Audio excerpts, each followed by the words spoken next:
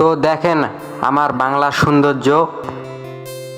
এখানে প্রত্যেকটা আম কিন্তু প্যাকেট করা রয়েছে, দেখতেই পাচ্ছেন। আমি যদি আপনাদের একটা আম দেখাই, এখানে পড়ে রয়েছে, তো প্যাকেটটা খুলে আপনাদেরকে দেখাই কেমন আম। তো জাস্ট দেখেন আমের কালারটা দেখেন কি সুন্দর, এজন্যই আর কি এখানে প্যাকেট করা হয়। সো হোয়াটসঅ্যাপ গাইস, আমি এখন আছি নওগাঁতে। এখানকার একটি আম গাছের বাগানে চলে এলাম আপনাদেরকে দেখাতে। তো চলেন আপনাদেরকে দেখাই এখানে কেমন আম রয়েছে। তো আপনারা হয়তো জানেন নওগাঁ থেকে অনেক আম উৎপাদিত হয়, তাই জন্য নওগাঁকে আমের রাজধানীও বলা হয়। তাই আমি চলে এলাম নওগাঁতে। তো ভিতরে ঢোকার সাথে সাথে দেখছি এখানে প্রত্যেকটা আম প্যাকেট করা রয়েছে।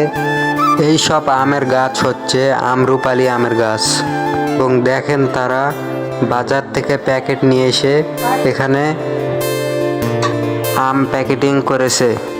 এবং আমি যদি আপনাদের দেখাই, এখানে আমের ছবি দেওয়া আছে এবং লেখা আছে কৃষির সাথে কৃষকের পাশে করবেল। প্রত্যেকটা প্যাকেটে স্ক্যানার দেওয়া আছে, স্ক্যান দিয়ে আপনি এই প্যাকেট সম্পর্কে জানতে পারবেন।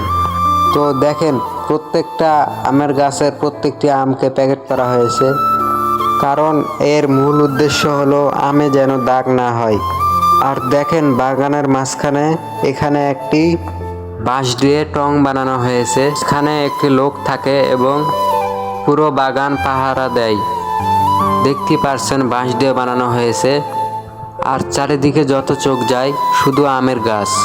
এই সব আম প্রতিদিন পাড়া হয় এবং বাজারজাত করা হয়।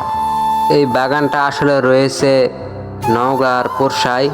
এই বাগানটা এখানকার হলেও এটা আসলে চাপায়ের লোক লিস্ট লিছে এবং 12 বছর ধরে আম চাষ করছে। আপনারা যে প্যাকেটিংগুলো দেখলেন এলা আসলে এর উপরে উঠে করা হয়, এখনো অনেক বাকি রয়েছে প্যাকেটিং। দেখতে দেখতে এর পাশে আরেকটি বাগানে চলে এলাম। এখানেও দেখছি সেই একই রকম করে সবগুলো আম প্যাকেটজাত করা হয়েছে। আমি যদি আপনাদের দেখাই, এখানে একটা আম পড়ে রয়েছে যে প্যাকেটের ভিতর কেমন কালার আমের। তো আমি খুলি, আপনারা দেখেন যে কেমন কালার প্যাকেটের ভিতরে।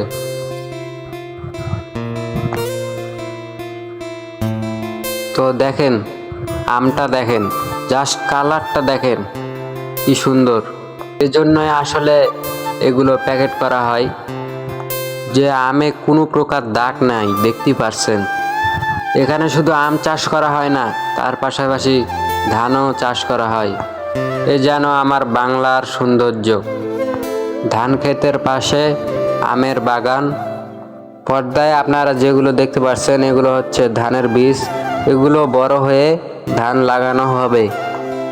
সো দেখেন আমার বাংলার সৌন্দর্য, এ যেন এক অপরূপ সৌন্দর্য। তো গাইস আজকে এ পর্যন্তই। সবাই ভালো থাকবেন, আমার চ্যানেলটা সাবস্ক্রাইব করে দেবেন। ধন্যবাদ।